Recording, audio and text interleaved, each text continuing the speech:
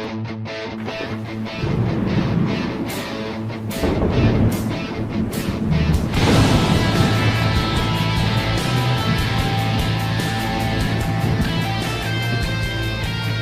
out there, and welcome to the No Shit Cast, flagship podcast of the X Factory Creative Network. I'm your host, Matt Frazier. Tonight's guest is a game designer and musician. His name's Dan Cross, and we have him on deck. My co-host, as usual, the gray wizard of historical knowledge himself, Mr. Eric Smith. How you doing tonight, Eric? I feel good, Matt. I feel good. You feel good? You look good, man. Well, thank you.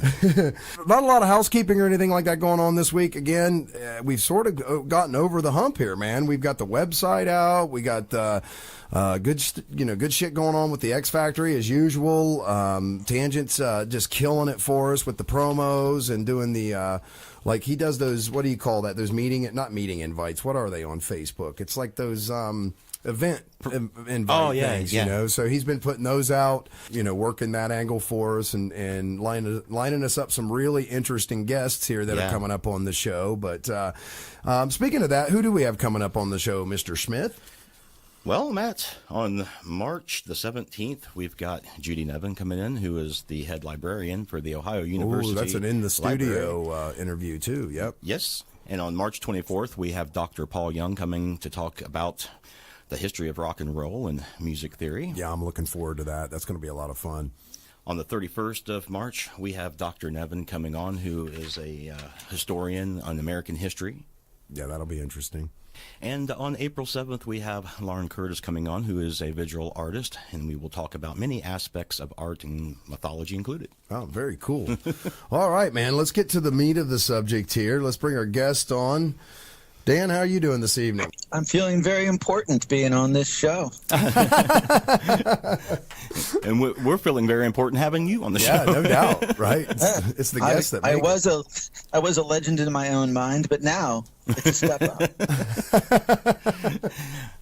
How you doing, man? Everything good? Oh, yes.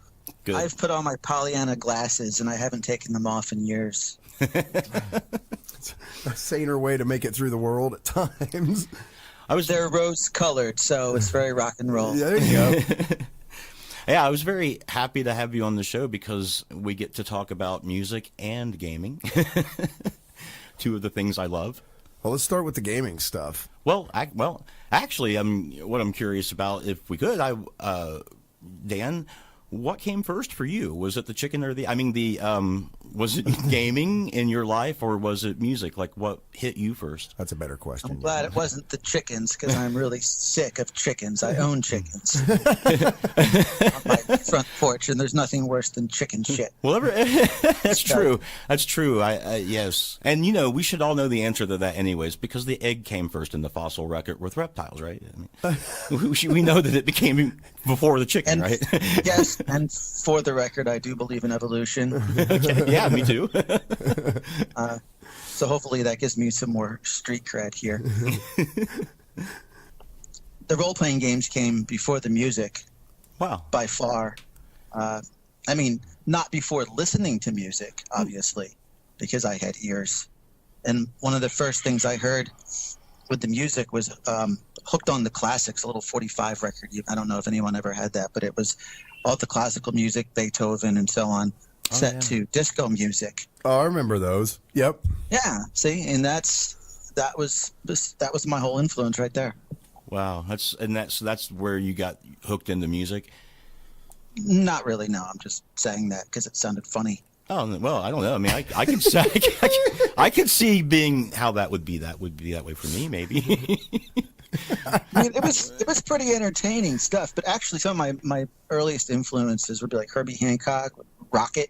Yeah. And electronic music, of course, Depeche Mode growing up. I've gotten more into the synth pop and future pop and whatever, dark wave, whatever they call these things from Europe, since the 90s, learned far more about that than what was just on the radio in the 80s. I was definitely an 80s kid. I look at Stranger Things and I'm like, oh, biography. Yeah, no doubt, man. Like down to the last detail, it seems very relatable show. Other than crazy monsters running around. That's always what I wished what was going on, but didn't. And speaking of crazy monsters, that's their experience in that show, it's just like mine, only without the actual upside down, of course, because that would have been probably unpleasant. Yeah, a little. I started when I was 10 years old. Started gaming when you were 10? Yeah. What was the game? The basic set, Dungeons and Dragons, with the how do you pronounce his name? Earl Otis cover. Okay, with Tom Moldvay, that guy. Yeah. Yeah, that just had the red basic and the blue/teal expert set. Well, I had those too with the Elmore covers. No, I'm talking about the red box. Yeah. But I'm talking about that ones that you're talking about, the Moldvay set. They had two, the basic and the expert, and that was it, right? Oh, I only recall the basic from the very first time. My oldest friend, who I met in kindergarten, introduced me to the game about then. And you were 10, you said? Yes, and I wasn't a very smart player. My first character, sort of based off of Indiana Jones. He had a whip, and I named him something very stupid. I think it was like Broniak or something like that. I don't know. No, I totally understand. It's the best I could do. Dude, my first character's name was Viger. Beager? Viger. V-E-G-E. Oh, Viger. Yeah, it's worse than what you probably thought. But to me, that sounded very powerful. Eager Viger? Maybe, yeah. Now I'll never unhear that. Yeah, right. Eager Viger. So, how did he approach you on this? I'm curious. Like, presumably before this, you had no idea what this role-playing type games were. So, how did this guy approach you and tell you what's up with this? Well, he ran me through a sample game. I mean, I don't remember if it was the dungeon that comes with the red box set with the evil sorcerer. I remember something vaguely about it now. I encountered some kobolds, and my character said something really clever like, "Wait, no, I can help you," and got killed or something like that. But did he just say, "Hey, do you want to play Dungeons and Dragons," or did he? Yeah. Okay. Yeah, and I remember the dice you could color in with the crayon and all. Cool. Yeah, definitely. And so, did that set off a passion at that point? Was you hooked from the beginning, or did it take time, or another game, or? I was pretty hooked from that point on because it's immediately apparent that that's a game that can engage the imagination like none other, And for someone like myself who is and always has been impulsive and impatient, to have my mind fully engaged and have so many endless choices as a player or later as one who's running the game is just not something that can be replicated by any other game form. Was you into like the choose your own adventure books and stuff like that as well? Yes, I enjoyed those. The last time I actually read one was probably in the mid '80s. Right.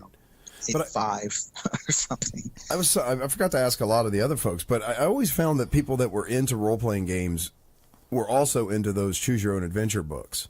A lot of them were. Yeah, and later the novels that TSR started producing, the thick fantasy novels too. Did you read those too, Dan?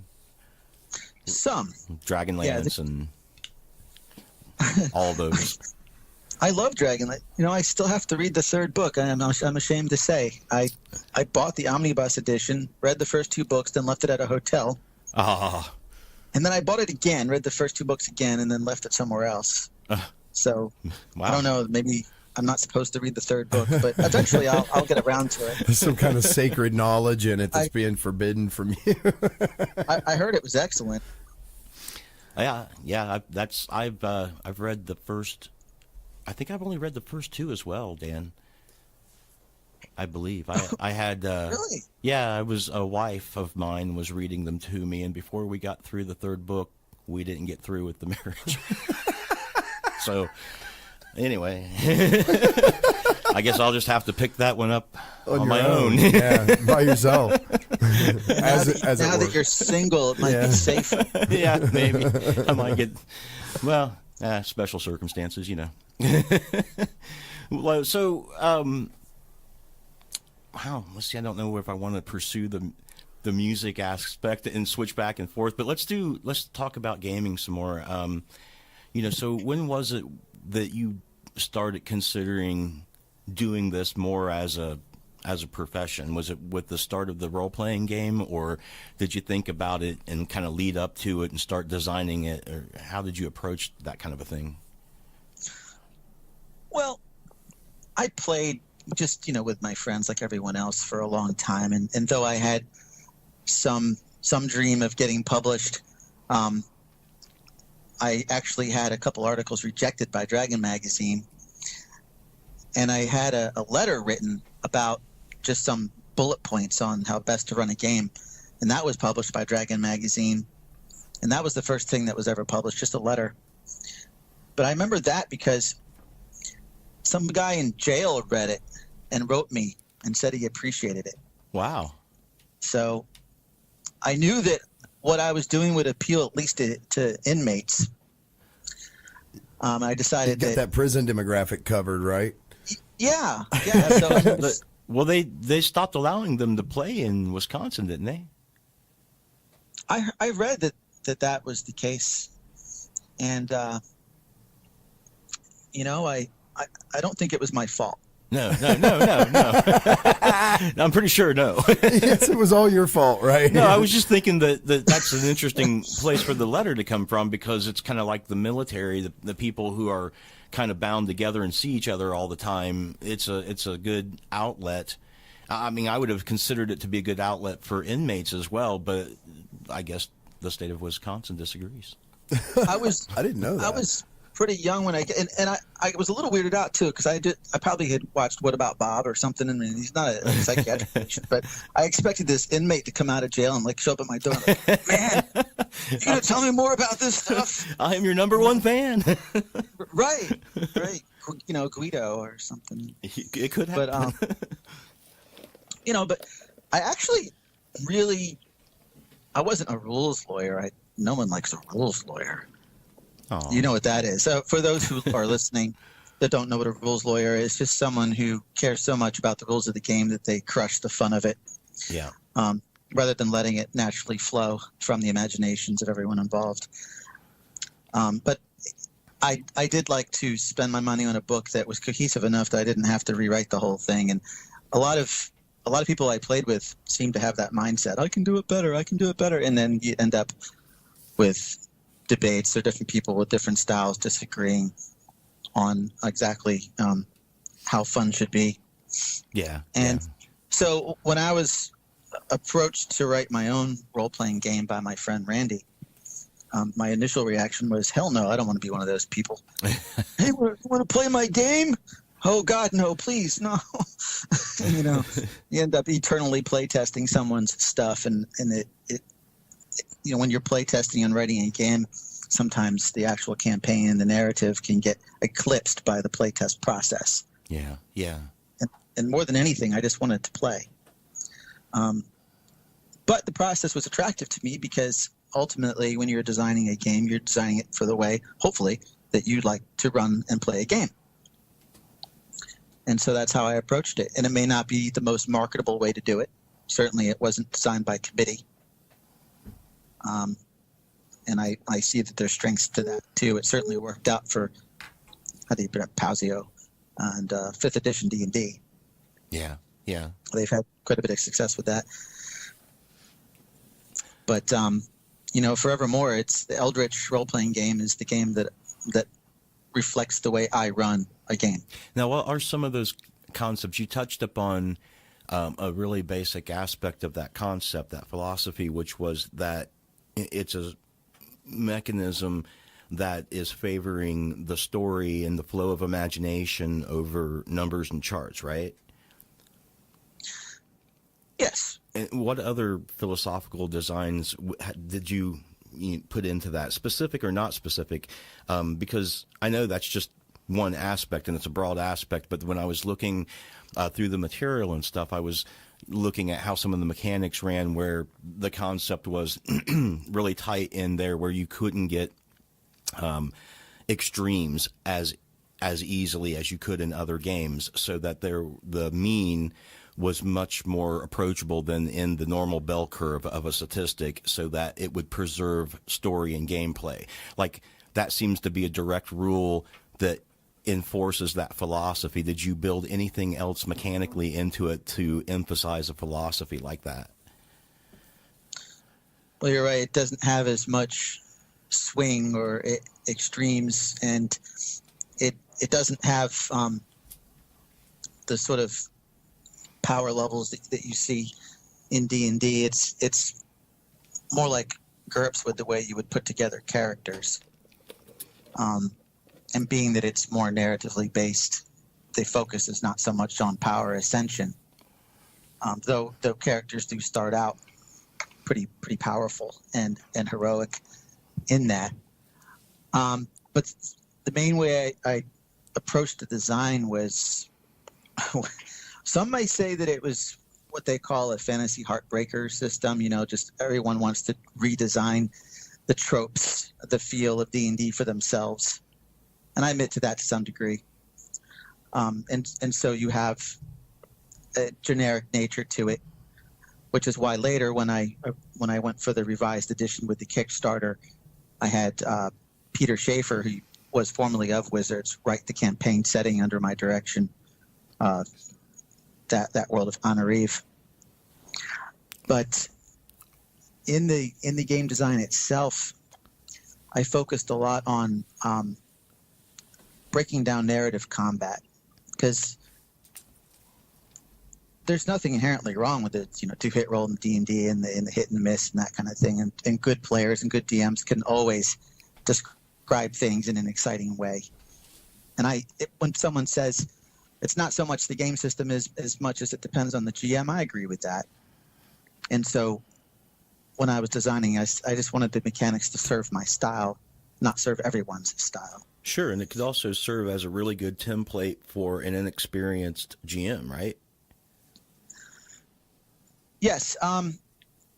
It's because there's not a whole lot of moving parts to it. I mean, it uses an ascending die rank system for skills like Savage Worlds does, or like from what I understand, Cortex system does. From a D4 up through D12 for basic abilities. But there's not a whole lot of derived skills either. So like everything from the attack roll to the defense hit point pool is based on one attribute. For example, agility, you would dodge using that. If the agility is 8, you have 8 defense points, as well as you would roll the 8-sider against whatever the opposed roll is. That's all getting kind of technical with it. But the main thrust of the combat system was in D&D. When I had some people, they would want very specific maneuvers, and I might have trouble getting them to describe how they defend themselves. If you have a fighter with 100 hit points and you're getting peppered with arrows and different forms of attack, and if that player is not real creative or doesn't care to be too creative with how they mitigate that harm or dodge it or whatever, it might just seem like they're as tough as 4 war horses put together. Yeah. It's not very narrative ready, is it? That kind of a situation. Right. And again, that does depend a lot on the players. But in Eldritch, I just broke it down so that semantically, instead of rolling to hit, you're rolling for potential harm. So that's a semantic change. And it's not a 2-hit roll. It's a potential harm roll. So that harm would be mitigated by whatever form of defense is chosen by the defendant. Now, in a lot of games, you have a defense roll for that. It becomes opposed rolls, which takes longer. In this case, it's more like you skipping the 2-hit roll in D&D and going straight to the damage roll. Gotcha.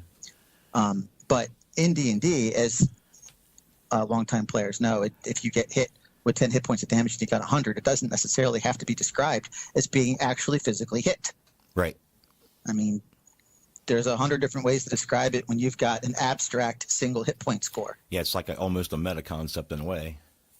It is. Compared to the other rules of the game. It makes 2-hit location and things like that difficult. And yep. Eldritch definitely does not fall on the tactical wargaming end of things. No, but it has a lot of deep variables in it that could be adjusted to make it closer to that, a lot closer to that, I think. Especially with the narrative style that it promotes. Like, if somebody wanted to, they could hammer down some stats for some narratives and stuff, and they could make it a bit thicker. So it seems like something that has a lot of ability to be added to if one wishes to do such a thing. One reviewer, I think Enzetgeist, said that it was one of the most customizable systems he'd ever seen. So I thank him for saying that.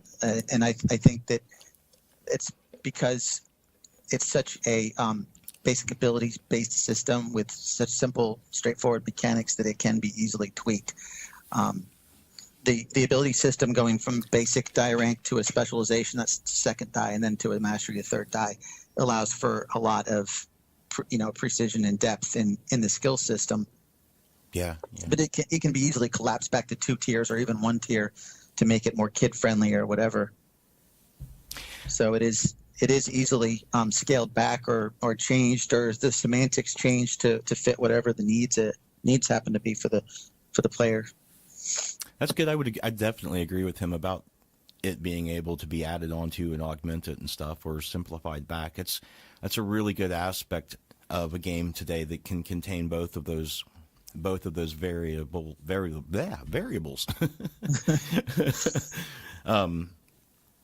See, now that made me forget I was going to. Now in the second edition of this game, you added in a game world, right? And you rewrote some of the rules to reflect specifically that sort of that it's set within this particular world, and in particular some adventures now were absolutely set in this other world, correct? Yes, and that world was named Ainerêve, and the world actually was designed to be a sandbox for GMs that wanted to put their own settings in there, and so as a dream world, it's perfect for that. The inspirations for it were like the Chronicles of Amber with the one true city and the concentric layers of reality spreading out from there. Oh, very cool. It's Lasny. Yeah, it's like embedded in fantasy, which is awesome, man. That's I don't think I've heard of a world set in that mode like they describe it in there, and I like the way that he describes magic too. But at any rate, please continue. That Michael Moorcock with the Eldritch saga and his conceptualization of the multiverse, and a lot of Gygax's early influences, that it's pretty much informed all of the kind of campaign setting material that you'll see. But in Ainerêve, it's also what was the Steve Jackson games, whether it's, I think Banestorm is what they call it. We have some of the real world stuff, and it came over the Banestorm, brought people over into that fantasy realm. Or Torg, where you have the multiple realities, or rifts. Yeah. I wanted all of those kinds of influences into this one world. So you have the dreams of mankind solidifying into concrete reality in the dream world, correspondingly. And the stronger the belief, the more concretized it becomes in these pockets of reality within the dream world. And between the pockets of reality is like realms of flowing chaos. I call them the unsettled lands, and travel between them is more conceptual. So if you have a strong conception of where you're trying to go and you're going into the unsettled land, you'll travel to this other place, but it's not a linear kind of travel in that. Within the settled land, where the reality is more concretized, then the travel is, normal modes, normal distances and time and terrain that you would expect. But the reason I designed it this way with some sample areas, like one based on Celtic and one based on the Knights Templar, with a enchanted forest in between them, and they're warring with each other. That's just an example. I mean, you could drop any concept from medieval times or mythology into anywhere into this world, or any number of clashing ideologies or mythologies. Yeah, it's and make it work. It's brilliant. It's like the travel is kind of like described in the Amber books, in the sense that they could philosophically have a debate over whether they were creating the places in their minds and making them to travel to, or whether they existed and they had to just get their mind right to know how to get there. It's kind of like that, except that's the reality that you're living in, and there's places that are designated as in-between zones. So that's actually really brilliant. That actually makes like you said, just an infinite texture of anything that you can weave in and out, and you don't need to have super complicated medieval political, social, cultural justifications. It's the justifications only have to come psychologically and philosophically. So those both lending to storytelling so much more being vibrant by what you're able to clash. And it's deliberately sketchy too, because a lot of these realms, as fantastic as they are and interesting as they are, and the histories being, what's the word, voluminous? Is that how you say it? It can be overwhelming to try and learn them, or if you have players that know them inside and out, it can be intimidating to run them unless you assert the fact that it's your own interpretation, which is legit. But you know what I mean. Yeah. Yeah. So in this, it's real sketchy on purpose. You don't have to learn a whole lot of history involved with it. There's, it's the sample kingdoms, for example, like they've advanced hundreds of years into the future after the humans crossed over somehow into where normally only people's astral form or minds or dreams solidify. And then after a couple hundred years, like these Knights Templars, they were accused by the papacy on Earth of worshiping Baphomet. And in this version, they actually were, but they didn't know it. And then hundreds of years later, they've evolved into a society that looks like the old medieval Catholic Church with the Templars, but they're actually being run by a demon. Like I say, it's a lot of the things will be familiar. I'm not reinventing the wheel, but I like taking some of my favorite elements from other books and media and putting it together in a way that was entertaining. And it gives a kind of a creepy, surreal aspect to it. Like like you were saying, you'll recognize some of what's going on here. It'll be vaguely familiar, but just new enough that it's a bit suspenseful. Yeah, I figured that worked well with the word Eldritch. The word Eldritch means eerie. People might think of Cthulhu or something, and not so much high fantasy. And I think that the way the world is written reflects that a bit. It is a little eerie and otherworldly and dreamlike. Yeah, unsure, unstable, dreamlike, yeah. Ainerêve actually literally translates to bad dream. Really? In what language? Or is that... Well, I mashed a couple words together. Okay. No, that's cool, because I was wondering, like, French. Yeah, man.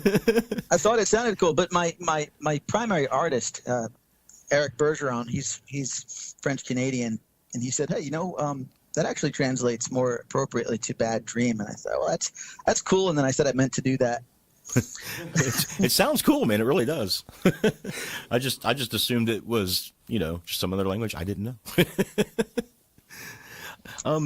What supplements do you have available for it? Assuming that the core book is going to cover your basic things like combat, spell combat, and generation of character and monsters and that sort of stuff. What add-ons other than adventures do you have? Other than adventures? Yes. Yeah, we do have one supplement called Fiendish Ability, which details some demon hunter types, and it goes over some alternate rules, showcasing how easily the system can be manipulated, changed, made simplified. And we have like Gazetteer. There was material that didn't fit into the main book written by Peter Schaefer that I put out there. That's cool. We have some like small encounter layers in it. It's all under Crossroads Games. Yes. I seen I followed that from your Facebook page, and I got that. I have that I got the hyperlink. But that's where I was at when I was looking at all of this, and I wanted to talk about those supplements because I was curious as to what they contain specifically, and I like that there's the rule additions and the idea of how you're going to construct or manipulate the rules that's already available. So, in true supplement fashion, they really do supplement the game, as opposed to being like, say, an accessory, something that you can just add on to the game. You know what I mean? Yeah, and it's the way the game is written is not the smartest way to because a lot of the games. They write it so that you can infinitely expand upon it, like D&D with all of the, whether it's the kits from second edition or the prestige classes from third edition or the backgrounds, and and so on and so on. This is really a very self-contained game. I wrote it so that you can pick it up and play it without a whole bunch of supplements. So it's been a labor of love without too much of a marketing plan. So it's good stuff, though. Well, and go ahead. Yeah, it's also not what I'm known for. I think those works were the ones that I co-authored with Gary Gygax for Troll Lord Games back in 2004, 2005. That's what I was just getting ready to say when I said go ahead. I was going to say, so I was going to get to that point right there about you doing those books. That's how I first encountered you, was through those books. And so tell us about that. How did you meet Gary and get involved with this project and start working on it? You, if I remember correctly, you co-wrote 2 books and wrote one, or did you co-write one and write another? I co-authored what was originally called the Descriptionary Book of Facts and Things, kind of fashioned after the original appendices of the Dungeon Master's Guide, first edition. Mm-hmm. And that was called World Builder. Yes. And that was one of the best-selling books that Troll Lord had for a while. And I met Gary through Gygax.com when that still existed. I think it was about 1999, around then. And I thought, oh wow, he's still out there and doing stuff, and he's not trapped in some tall tower somewhere in the middle of a wasteland, being poked with a stick, saying, "Make games, make games." Yeah.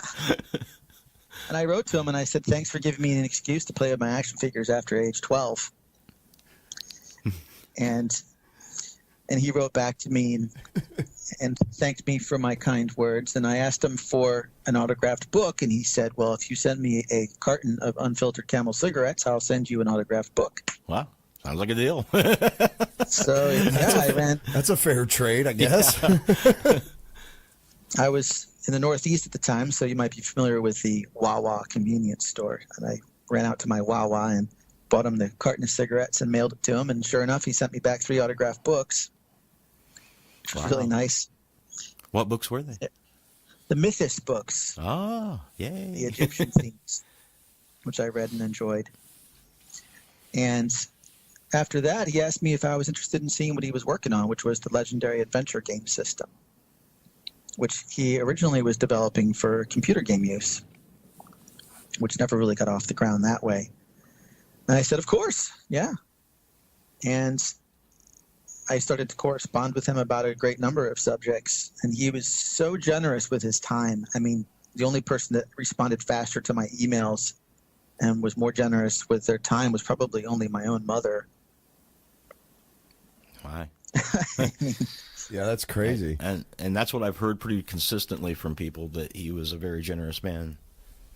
Extremely, yeah. And he could be cantankerous, but that's one of the things I liked about him. I could debate with him, disagree with him, even argue with him, and he might get mad about something, but it was always okay after that. And so working with him, it started to feel like working with like my grandfather or something. He was a great mentor. He was a good editor. And when I approached him with the idea for the World Builder, I had already written like an 80,000 word adventure for Legendary Adventure that to this day still hasn't gotten published. So, wow. Sometimes you just take the risk. Right. But I approached him with this idea for the Descriptionary lists and things because I wanted him to write it. I sure as hell didn't want to do it. And he said, "You do it." And I said, "No, you do it." And then he wrote me an email and said, "Damn it, look what you've made me do." And he had this list of, I don't know, gate types or something. Because I learned that he just can't help but but categorize and list things. It's like a disease in his mind. So once I got him started, he couldn't stop. And so for the next year, we worked on all of those things, and it had everything from, biomes to different types of trees to minerals to, of course, he had to have a section of pole arms. There's just no getting around that.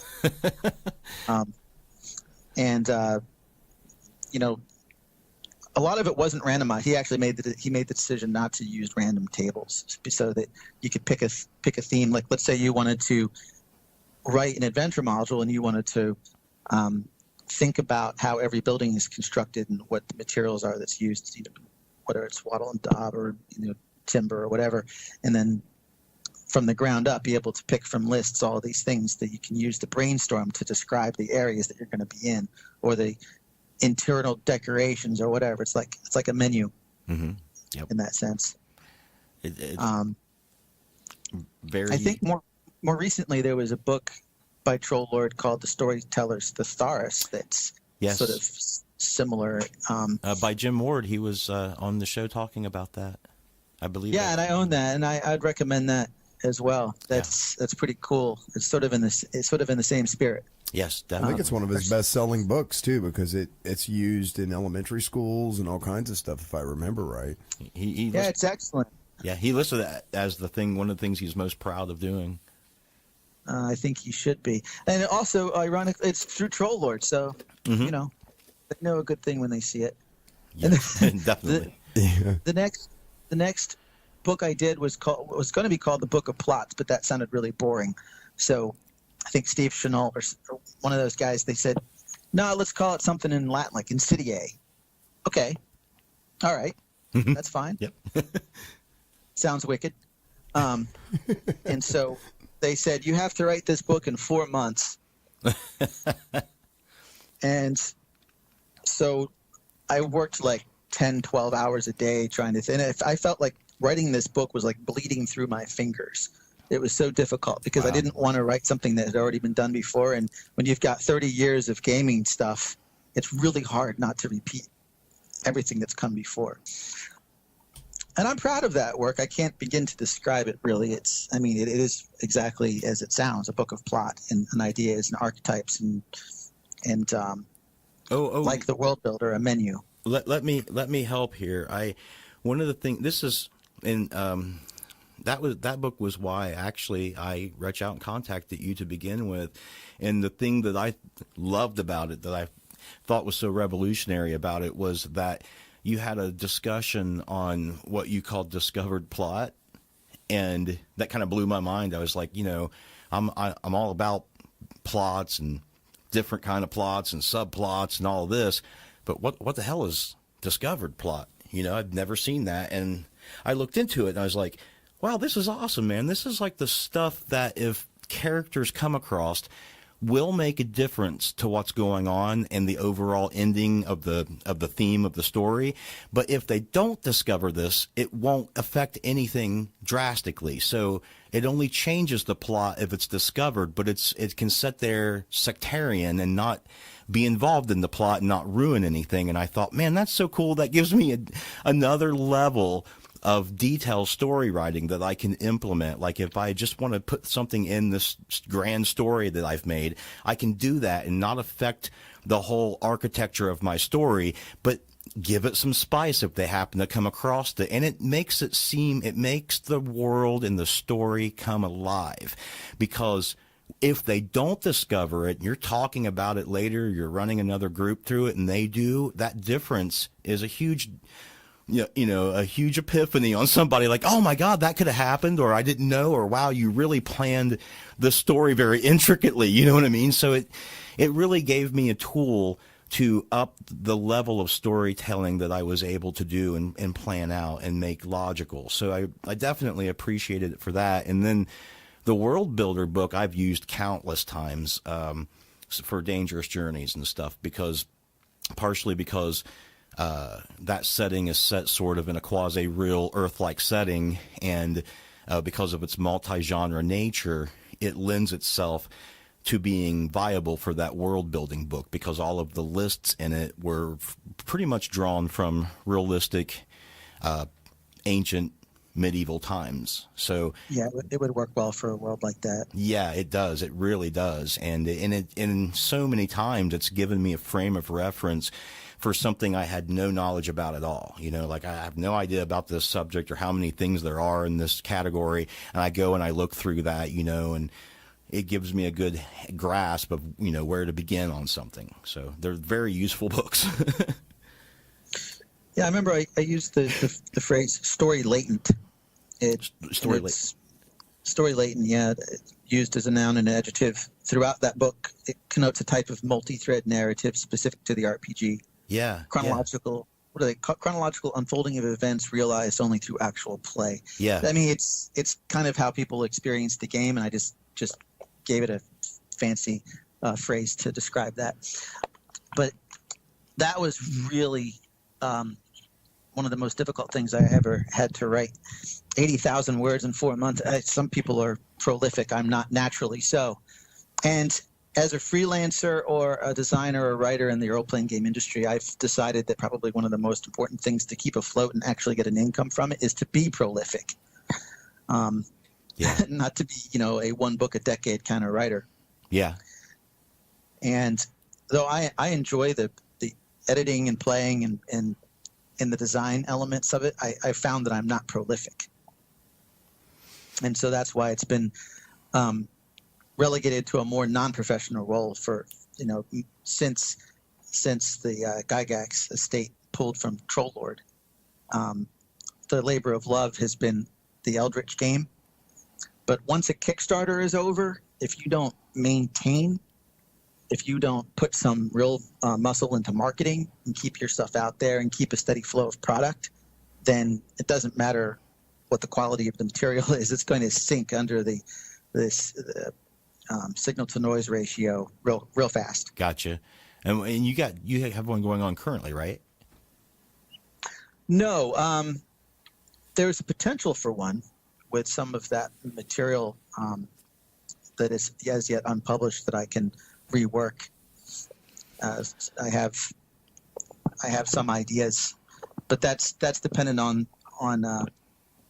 the publisher having the ability to fit it into their agenda, their schedule for right now. So that's kind of up in the air. So there's some potential for me bringing some stuff out of mothballs. That's good. What about the real long-term future, assuming things go well and you're still producing product and stuff? Do you have any far future agenda things that you want to either do for the RPG you currently have, or do you think in the future you might branch off and do some sort of a different genre setting or something of that nature, or maybe even break into writing novels or anything like that? Well, my original co-author had an interest in doing some multi-genre work with it. For him, mostly just for fun, because I mean, he's happy in his programming career and not too interested in making that his main focus. For me, I would focus more on trying to get word out there about the game as it exists. Just to get more people playing it and checking it out, because I don't think that it needs a new edition, and just writing supplements right now is not enough. I need to build up the marketing and the presence at conventions and things like that, because that's really what it would take. And what was it that I read? Dave Arneson said, as to being a freelancer, just don't quit your day job. So, yeah, I've not heard. I don't think I've heard any game designers say that they were making money hand over fist in this profession. I'm not sure anybody's like any driving author. Ferraris and stuff. Yeah, there's any of the authors. If you. We've quickly discovered there's a common thread with everyone, and that is, if your intention is to make a ton of money, you're going to be really disappointed. Yeah. Absolutely. But it makes all these things labors of love, though. I mean, it's especially in the realm of music, but I'm finding more and more in the realm of like novels and game design that the independent person's games tend to be more appealing to me than I really thought, and the independent musicians things are starting to appeal more to me than what I thought that they would, and I'm not sure why, but I think it's because these people are doing it out of love and passion and not out of love of money or deadline. And so it's there's not as much being produced by any one person because they're doing it all, but it has more depth to it than I actually realized when I first started seeing these concepts come in and stuff. And you could be lucky enough to stumble upon something that not only was a labor of love for someone who put a lot of effort and time into it, but also just happens to jive with your own sense of what you like to play. Yes. So that's serendipity right there, because there's plenty of stuff that looks really amazing, great art, a lot of work gone into it, but we only have so much time to explore any one thing. And I think, as you both can relate to, as you get older, the pressure to legitimize your time becomes greater and greater. And so when you're in college or you're not married or you don't have little kids or whatever, it's so much easier to have that become satisfaction for its own sake. Yeah. Or that first couple times you see your name in print, it's got such a rush associated with it. But in a sense, it's like my bucket list for RPGs has been filled. I worked with Gygax. I co-authored a book with him. I designed my own role-playing game. And so now... Where do you where do you go? I mean, my wife would say, "Well, that's great. Now let's see about making some money." Yeah. That's they don't call them starving artists for nothing. Well, you're right, and so that brings me back around to music. As I said, when I'm writing a book, it doesn't come all that naturally to me. It's a great deal of work. I remember one time when Gygax was giving a seminar at Gen Con, some kid stood up and said, you have the dream job. You're like playing all day long. Like there's no work involved. This must be amazing. and Gary just said, no, I work 12 hours a day. No, it's not. It's not easy. Yeah, 7 days a week. And there were some things that he avoided. He found writing adventures to be extremely difficult, so he didn't do that all the time. But some things will come naturally, even if you're not as good at it, like the music for me.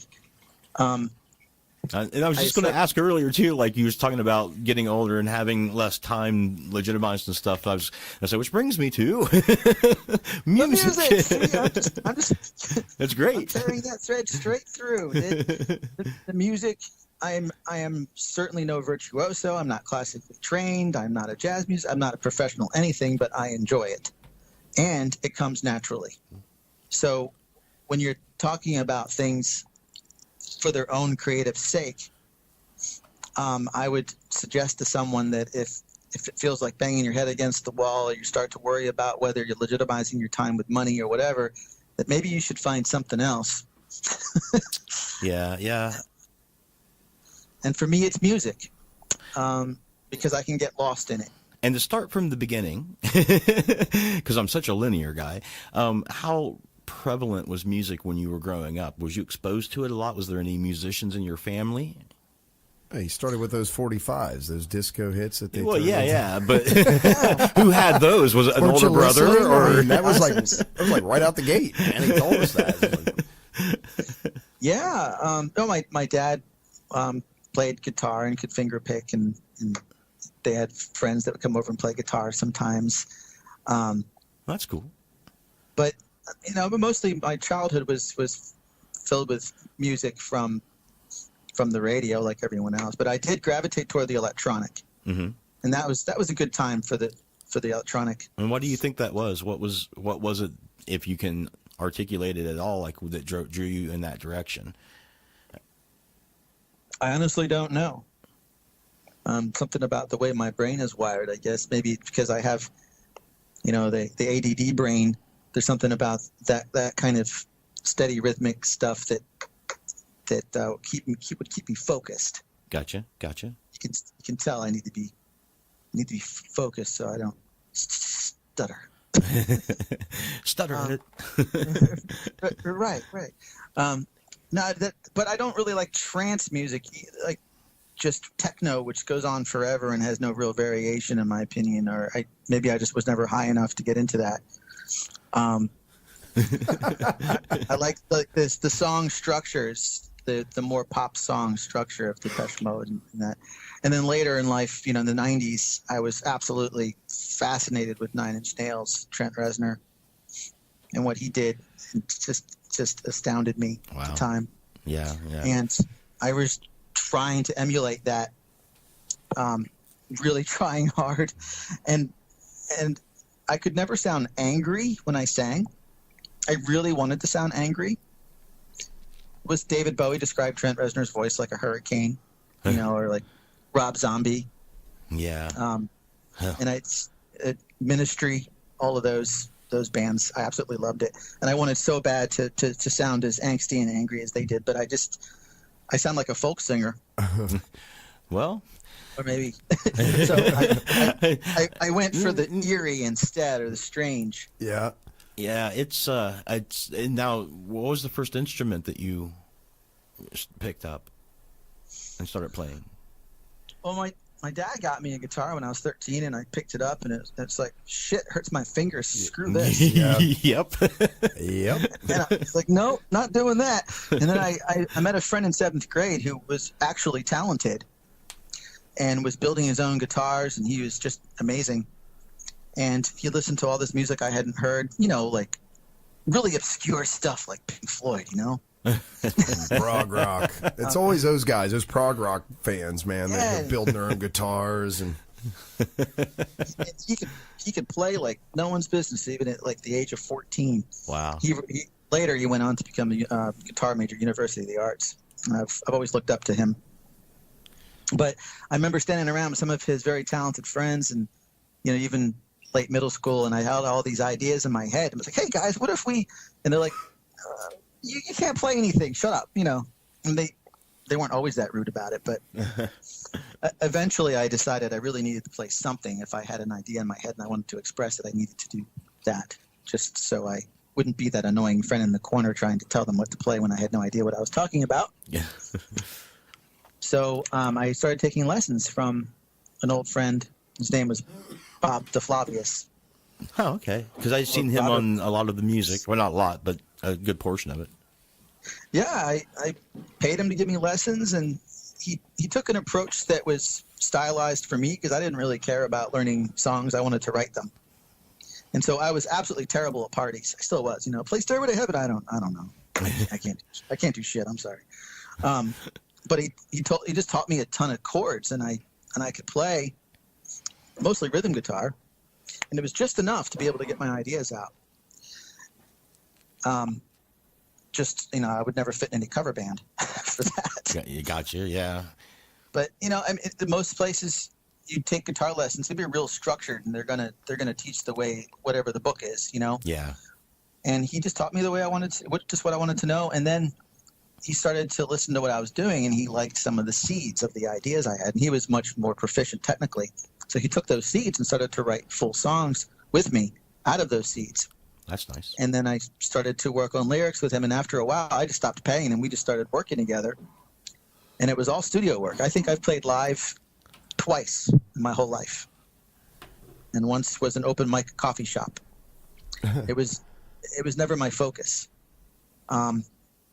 Just recording for the sake of recording and having that as an archive. It felt almost like an emotional journal in that.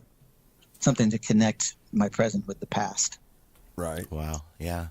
I can see how that. And to share that with other people is amazing. Especially, I've shared tons of that with you, Eric, and collaborated with you. And there's something about those collaborations or the impromptu sessions or just jamming while recording that just comes naturally and sort of transports you into a different realm. That the only thing in the other hobby with role-playing games is actual play might give you that kind of feeling of immersion and escape. But the actual creation of that material is very technical. But in the music, it's not. Yeah, the music holds you more steadfastly, I think, for the journey. Yeah. It's more intense and it's shorter, typically, but it holds you. And you were talking about singing earlier. I've always found your voice to be very ethereal, not just eerie, but ethereal too, man. Like at the certain moments in the song, I can't imagine somebody else singing that part because it just fits so well with what I'm hearing. And then you have done eerie before, and it is you can pull off that like Mad Hatter sort of a feel really well. But yeah, man, like your voice is very ethereal. It floats on top of everything, and you can follow it and kind of wander off with it as a melody, almost like it's an instrument, and almost forget about the words that's being said. So I don't know if that's a good thing or a bad thing since you're writing the words or not, but a lot of times I listen to it as another instrument kind of floating on top and stuff. It's very interesting. Lyrics are difficult for me to understand in a lot of music. I always have to pull up the lyrics. Me too. Unless it's like a Broadway musical or something. I do try to enunciate as best I can. But yeah, I probably singing wise, my earliest influence was Roger Waters from Pink Floyd. I tried to sound more like him. And that's usually who I compare you with when I talk with other people about you. I usually compare it with that first because I feel that's would be an accurate statement. Oh, well, that's cool since I thought it and I didn't say it to you before. Yeah, no, I just you noticed? Yeah, I mean, it just it has that same real ethereal vibe to it. Like you would really have to. That's the way you described it to me too. Yeah. Yep. Yeah. But also, I've learned a lot about sort of being an artist in the world. Like when you're not getting what's the word? The kind of recognition one might want to make something a career. It's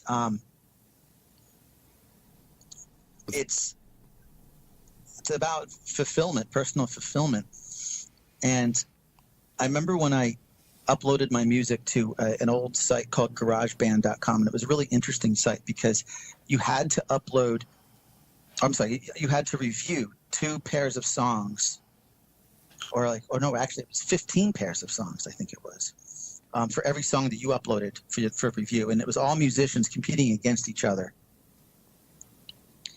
And I uploaded tons of my music there, and I would get reviews from musicians who were competing, and some of them were pretty pissed off that they had to listen to 15 pairs of songs, and they would be pretty rude about it.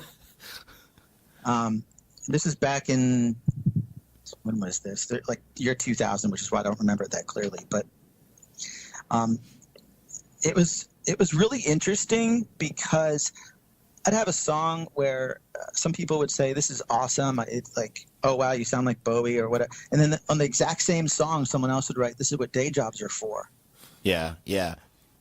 So I thought, well, okay, who am I doing this for? Who am I trying to impress? I'm doing it for me. And there's always room to improve and always room to learn. But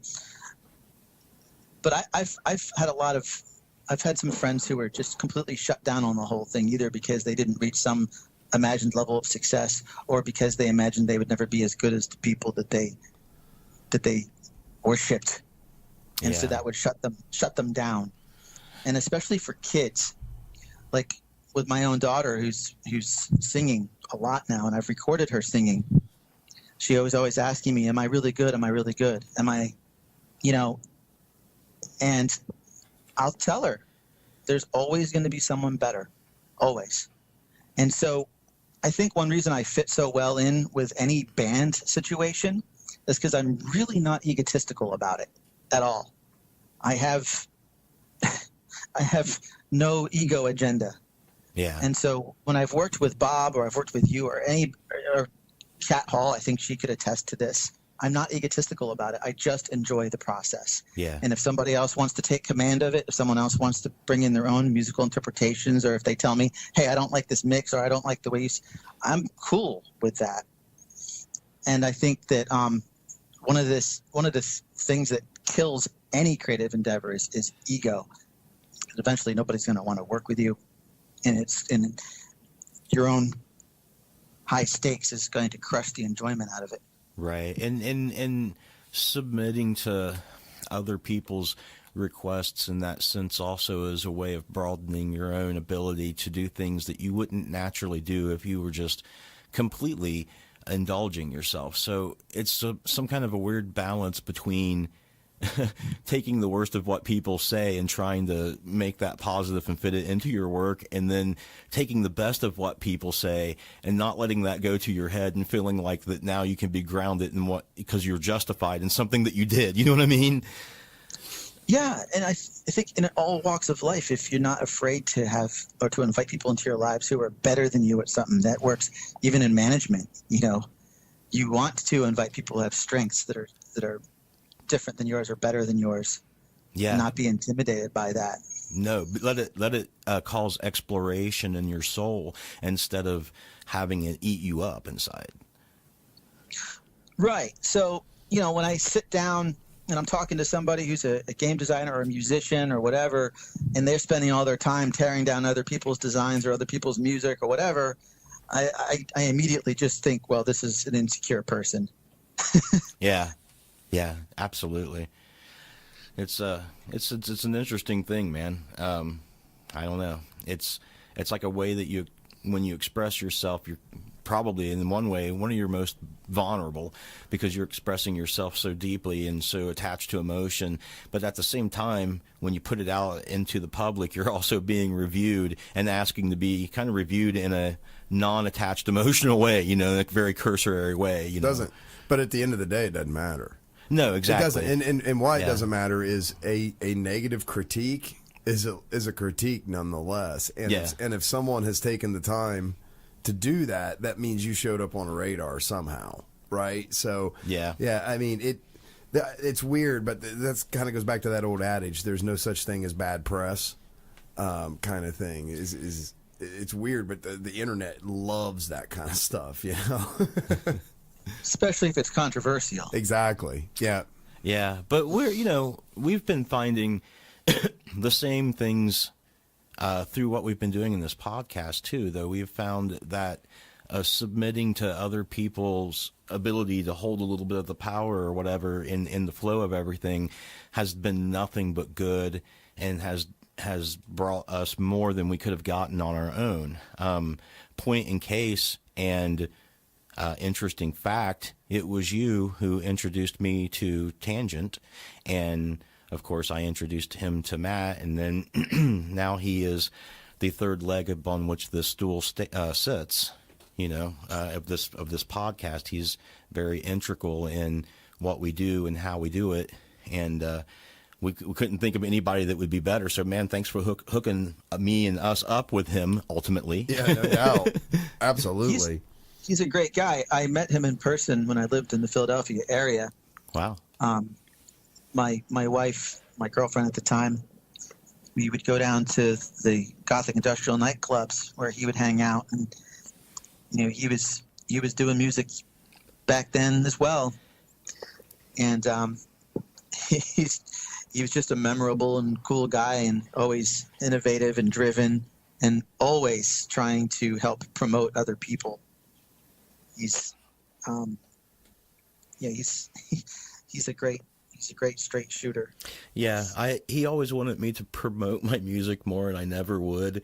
And when Matt started talking about this show and stuff and wanting to, you know, get the word out and stuff, I'm like, yeah, you got to meet this guy because he'll hook you up, you know.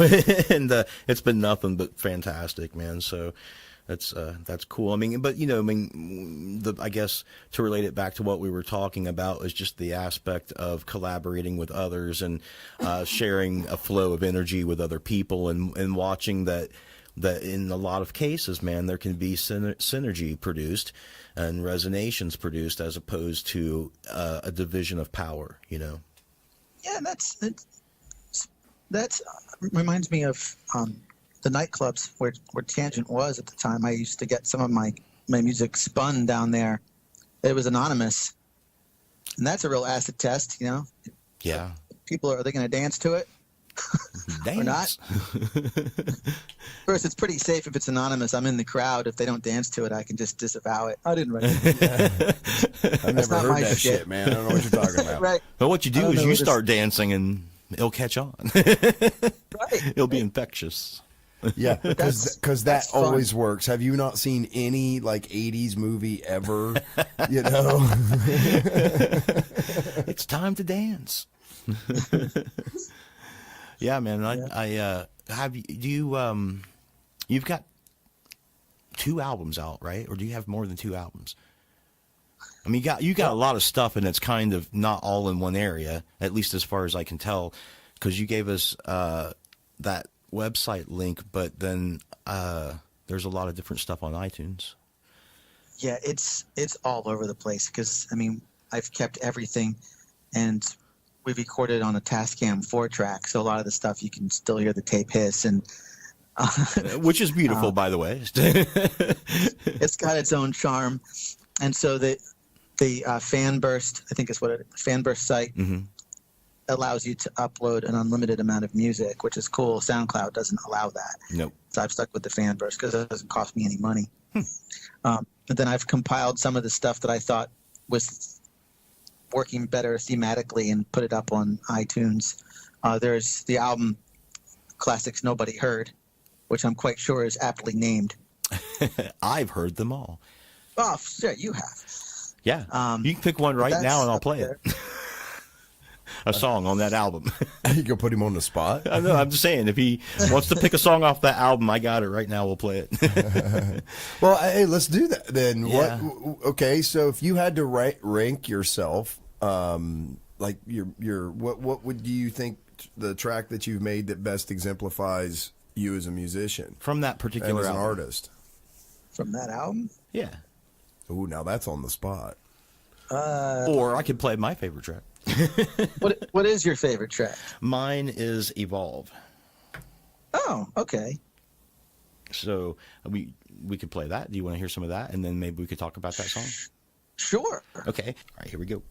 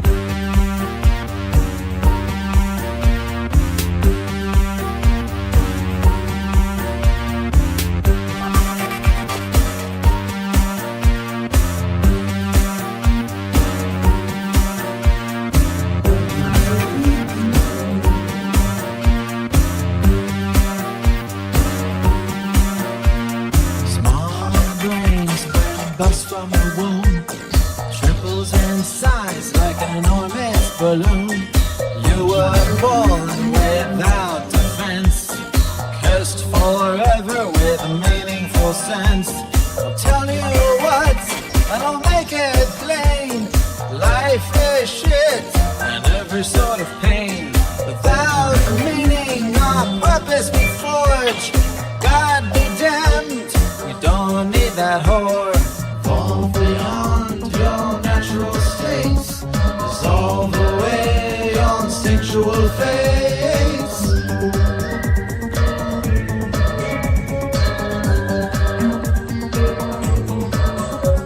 Dissolve your conflicting traits. Evolve back into an ape.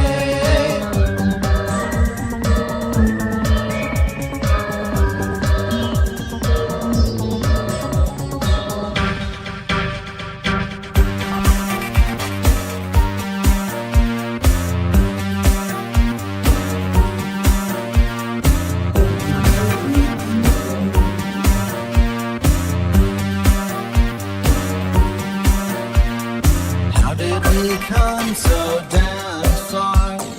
Building our cities and driving our cars, fighting without good fangs or nails, so the naked primates did prevail. For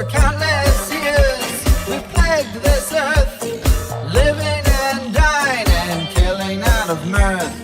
Thou art that, but you are true. Ego's an illusion created before you. Fall beyond your natural states. Dissolve away your instinctual face.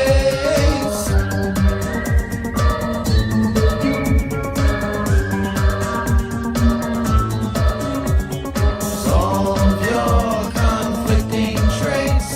Evolve back into an ape.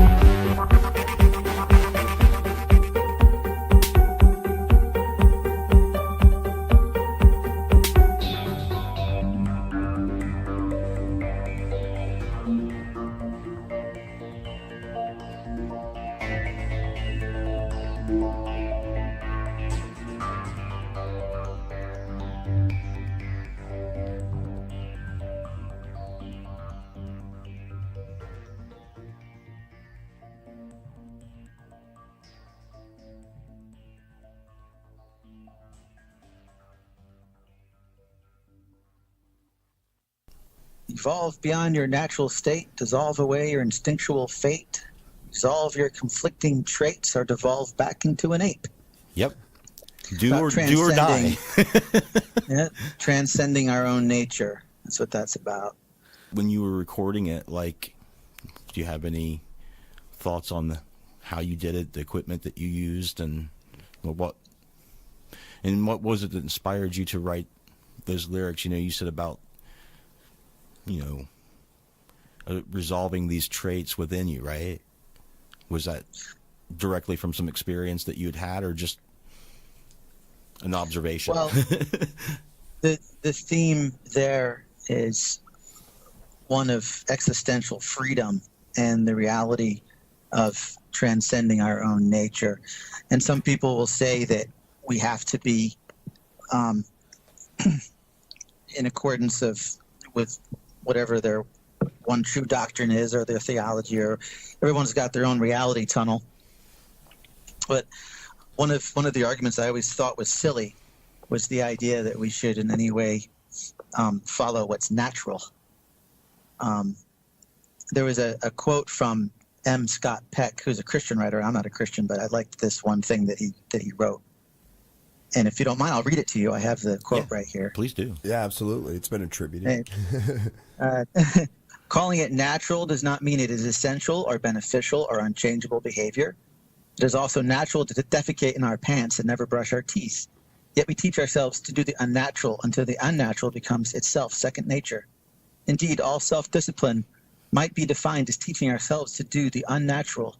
Another characteristic of human nature, perhaps one that makes us most human, is our capacity to do the unnatural, to transcend and hence transform our own nature. So I always thought that was a really cool quote. Yeah, it is. It's a very cool quote, and it really exemplifies the lyrics of this song, and that's exactly what I wanted you to do. I'm so happy you had that, because I know that you put a lot of deep thought into just about everything you do. I know you for a very philosophically deep thinking person, because we have had, when we first met over online, we had these very, very long emails where we hashed out a lot of things like that. And so I knew that you probably had that song went a bit deeper than I could fathom just listening to it. I mean, I kind of got the gist of it, but I'm really glad that you read that quote. Yeah, the lyrics in Evolve, where I'm saying, life is shit and every sort of pain. Without meaning or purpose we forge. God be damned, we don't need that whore. And I'm saying God is nature, and nature is a bitch. Doesn't give a shit about us. Yeah, not even a little bit. Yeah. In my opinion. No, I totally agree. You can't dissuade nature. Dissuade it at all. Like, you're just at the mercy. There's another quote from Joseph Campbell that I love that addresses that about the nature of reality. Yes. And I'll read that too if you'd like. Yes, That's, please.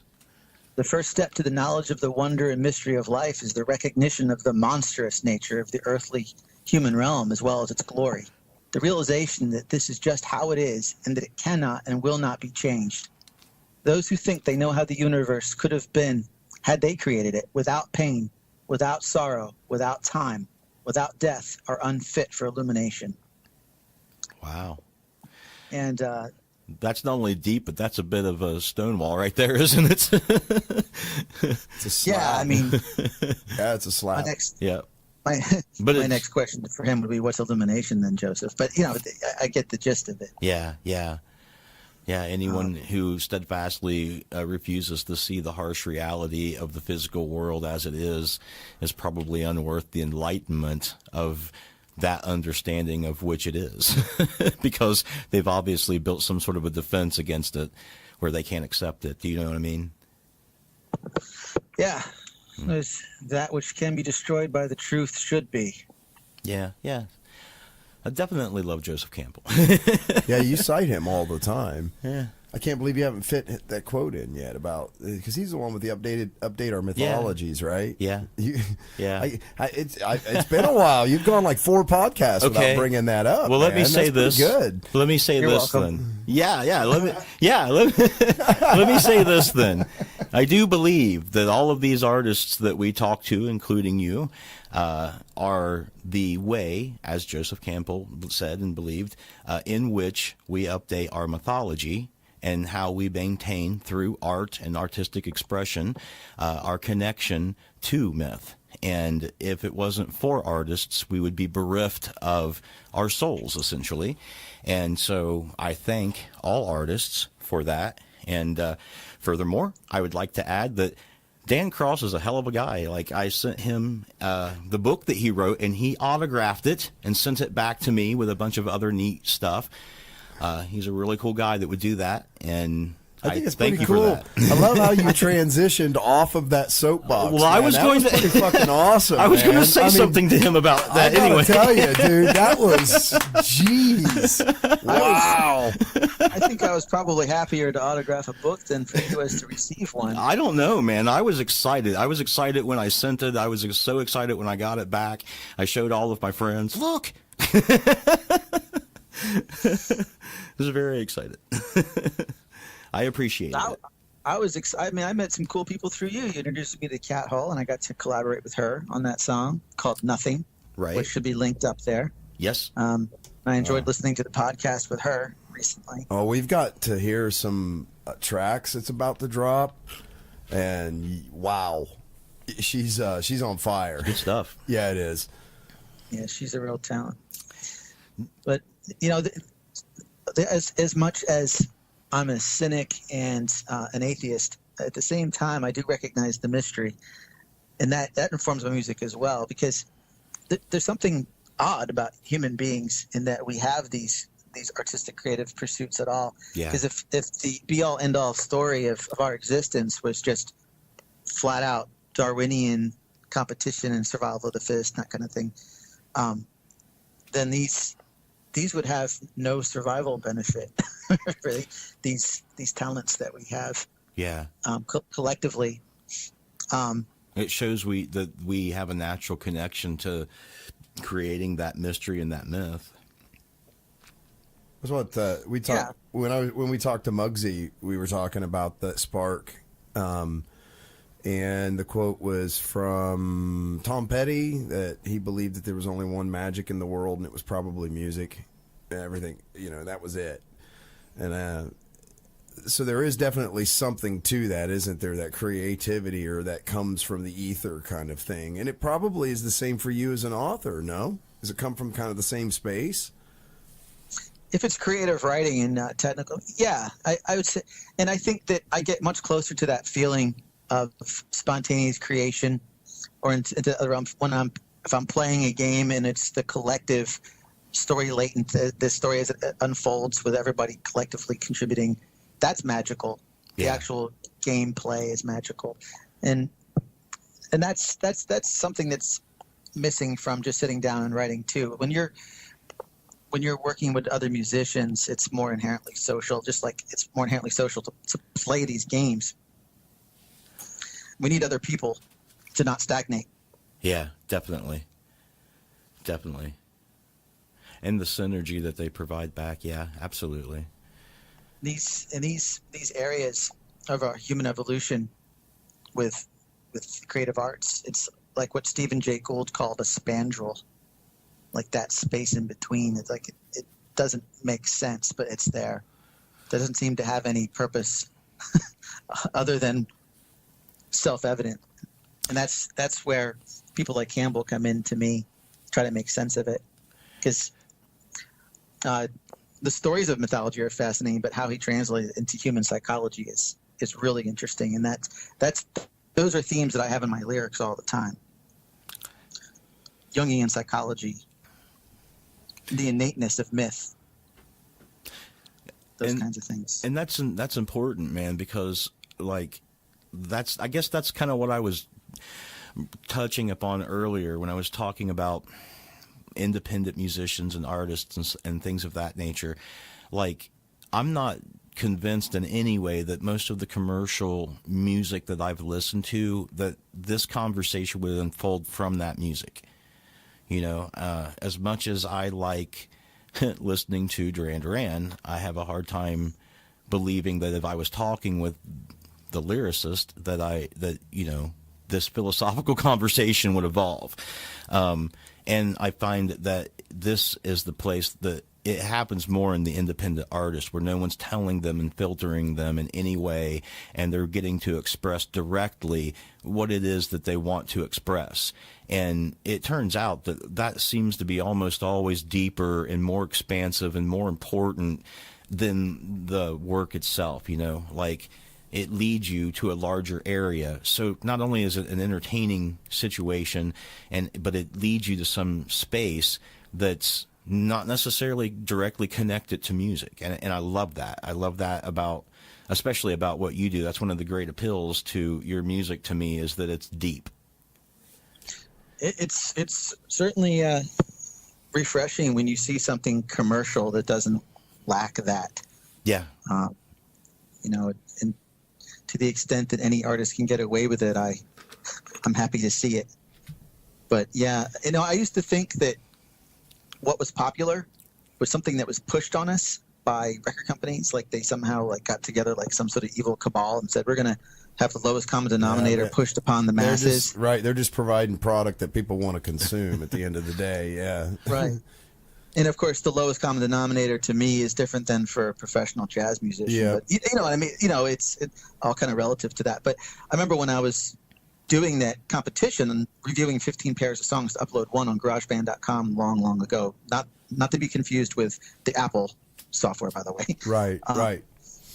That those songs that rose to the top of the competition, to my surprise, sounded exactly like what was popular on the radio. And this was self-selected. Wow. These things were selected by the musicians themselves, all of whom were independent artists. And still, what rose to the top was radio-ready and reflective of what was popular at the time. So Stone Temple Pilots. Yeah, so you could totally see why the record company's churning this stuff out, because, like you're seeing, that's what apparently people are wanting to hear.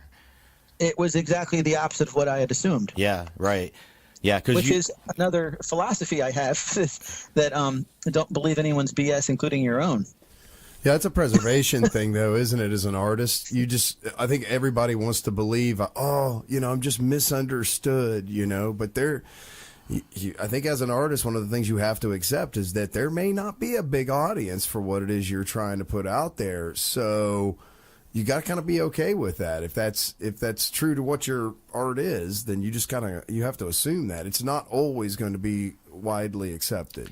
But it's a shame, though, man. Like, I read an interview with Pogo, and he was saying the same thing. He was like, look, if you're going to start making music for mass consumption, first of all, seriously consider doing it. Because once you really start making that transition, it's not going to be the same thing for you anymore. And then he started giving advice that was essentially to not be overly complicated with what you're putting out there, to keep it simple, because that's what was appealing to most people and stuff. And so I don't know if, that's just something I read, and I'm hearing us talk about this. And to me, that's a bit depressing. To me, I would have thought that the seeking would be for the more complex, deeper, artistic, meaningful things. Yeah. But I'm hearing just the opposite from everybody. It's funny because it's the same old tenet, right? When you hear so many people freak out about how the mom and pop stores are getting shut down, the mom and pop hardware stores are getting shut down. But it's like, yeah, asshole, but you're the one that's still shopping at Lowe's. You're the one that's still going to, oh my God, I probably shouldn't have named it, the big box hardware stores, right? So it's this weird thing in society where I think we like to have these lofty ideals and believe we're one way, but at the end of the day, when you actually look at where the actual buying power goes, where people vote with their dollar and stuff like that, yeah, man, we're just a bunch of sheep. It's just the way it is. It's sad. Bad. Yeah. It's so bad. I'll name drop here though that there is an artist whose name is Tom Shear. He does Assemblage 23 is the name of the band. And I think of all of the electronic acts that I've heard other than IMX, he does a really amazing job of keeping things accessible and listenable and entertaining while having some depth, especially to his lyrics.